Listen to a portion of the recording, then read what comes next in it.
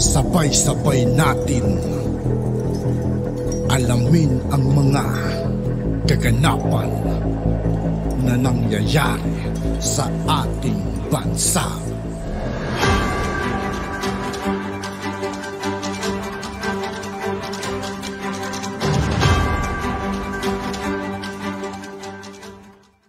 Yo, what's up mga kaibigan? This is I2K po again. Ngayon nandito naman ulit tayo sa channel ni Banat Kapanig TV. Dito naman ulit tayo magbibigay ng komento at reaksyon. Kaya samahan nyo ako guys.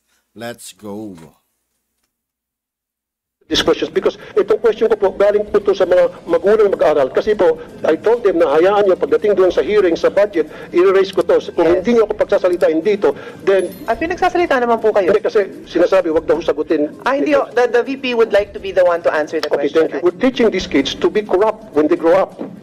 How and why? Because they know and they knew na yung paghihingi sa kanilang contribution ay pangingikil. Sir, so pag lumaki po itong mga estudyante, makikita nila na okay lang pala yung mangikil kasi si teacher nangikil sa amin. number one, you asked the question on how you can help. Paano kayo makatulong na senator na kayo ngayon? Pwede po kayong gumawa ng batas na ipagbawal po ang voluntary contribution sa mga PTAs. Wala pong kapangyarihan na para ipatigil yan. Pero however, meron pong kapangyarihan ng DepEd na para ipatigil po yung tinatawag na voluntary contribution sa PTA. Madam Chair, Your Honor, number one, you asked the question on how you can help. Paano kayo makatulong na senator na kayo ngayon? Pwede po kayong gumawa ng batas na ipagbawal po ang voluntary contribution sa mga PTA. And then, pwede po nating i-implement yan. May penalties po yung teacher or parent na mag-insist na merong voluntary contribution. So, ito lang mga kaibigan mo, nakailang video reaction na ako sa magkakaibang channel tungkol dito sa issue na to. Masabi ko lang talaga mga kaibigan, parehas silang may point. May point si Senator Raffy Tulfo, may point naman si VP Sara. At para sila maganda yung sinasabi mga kaibigan. Ang mga PTA po, just like all the other associations, are guided by the... Yung sinasabi ni Raffy Tulfo mga kaibigan, totoo yun, nagkakaroon talaga ng singilan contribution. Tulad na lang, naranasan ko kasi yung mga kaibigan, yung nagbabayad ka ng guard, tapos maglilinis, magko-contribute yung mga magulang para ibabayad sa mga guard, yun. Majority, kung ano po yung desisyonan ng majority doon sa kanilang association, yun po yung nasusunod. Now, it is a voluntary contribution. Ibig sabihin, hindi po pinipilit yung mga estudyante o yung mga magulang na mag-contribute kung yun man ang nadesisyonan na project ng PTA. Marami po tayong mga stakeholders na iba-iba po yung projects nila sa ating mga paaralan. Hindi lang po mga PTA, but we have NGOs, we have private sector donors who partner with our public schools sa mga specific na projects nila in certain schools. Ganito po din yung ating mga PTA. Pinag-iisipan po ng teachers and ng parents kung paano sila makatulong sa paaralan para sa pag-aaral ng mga bata. But then again, as I said, these are voluntary contributions. Pwede po nating ipagbawal. Gagawa po tayo ng batas para po merong penalty. Madam Chair, pwedeng konti na lamang. Wala pong kapangyarihan na para ipatigil yan. Pero however, meron pong kapangyarihan ng DepEd na para ipatigil po yung tinatawag na voluntary contribution sa PTA. Now, doon sa questions ko hindi pa ito nasasagot, pwede ba pakisabi sa akin paano po na-disburse yung pong MOE, especially doon sa mga chalks, sa mga electric funds. Electric funds palagi every year yan. Talamak na talamak. Janitorial, security, repair, CR, varnish. Paano po na-distribute from DepEd hanggang sa pagdating sa eskwelahan? Paano nakakarating po yung mga MOE, sir? Meron po tayong listahan kung saan po pwedeng gamitin yung school MOE. At yung sinasabi niyo pong chok allowance, meron pong cash allowance ang mga teachers. At ito ay taon-taon na ibinibigay sa mga teachers. Kaya hindi po tama na mag-demand ang PTA na magsusolicit ng contribution from the members of the PTA para mabigyan ng chok allowance. So bakit po kinakailangan ng mga estudyante mag-shoulder ng electric pa ng bawat classroom, sir? Yes, opo sir.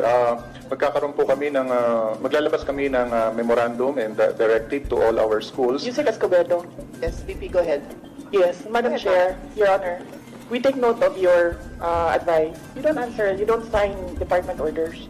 We take note of your comment, Your Honor. Thank you, but Your Honor, they must answer these questions because itong question ko po galing po to sa mga magulang mag-aaral. Kasi po, I told them na hayaan nyo pagdating doon sa hearing, sa budget, i-raise ko to. Kung hindi nyo ako pagsasalitain dito, then... Pinagsasalita naman po kayo. Kasi sinasabi, wag daw sagutin. Hindi Hanggang ngayon, mga kaibigan, yung part na yun, tatawa pa rin talaga ako. Diretso rin talaga magsalita si VP Sara, mga kaibigan. Ano?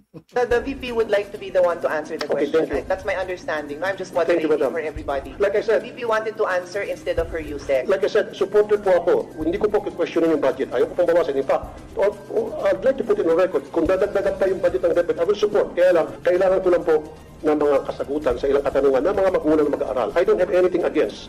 In fact, confidential pa na marami nagka-question, I don't give a heck about that. Walang pakialam dyan. Ang pakialam ko talaga, yung hinahin ng mga magulang.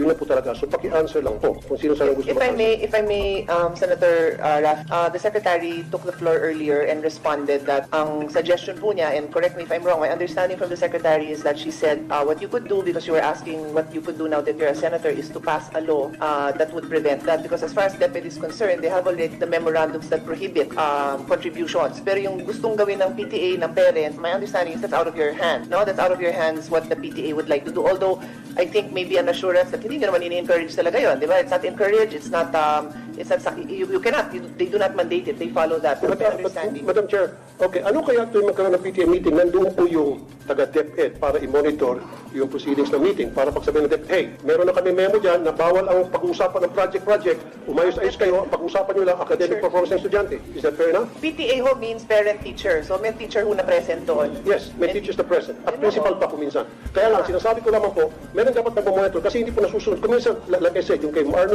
Armin Luis to noon, nasunod yun for ilang months. After several months, bumalik ulit. Kaya ang suggestion ko ngayon, pag may PTA meeting, meron pong taga-DepEd na nagmamonitor ng meeting nila to make sure na nasusunod kung anong nakalagay sa Baka sir, memorandum order. you could give them the specific complaints that you received so that they can particularly go to those schools and find out if there were any violations and find out if there was conduct unbecoming of a parent, of a teacher that should be addressed. Ang reklamo nga po, Madam Chair, ay yung pong sinasabing voluntary contribution na inaamin na nga po ng DepEd na mali talaga. Tulad po na ulitin ko, chalk, floor wax, pintura, varnish, TV, electric fan, test tube, printer, utility bill, janitorial, security guard, repair ng CR. Ito po ay mga reklamo and documented po ito. And I have documents to support this. And in fact, some of the teachers also told me na talaga nangyari po yan, Mr. Senator, wala kami magawa kasi hindi po nakaparating sa amin yung budget.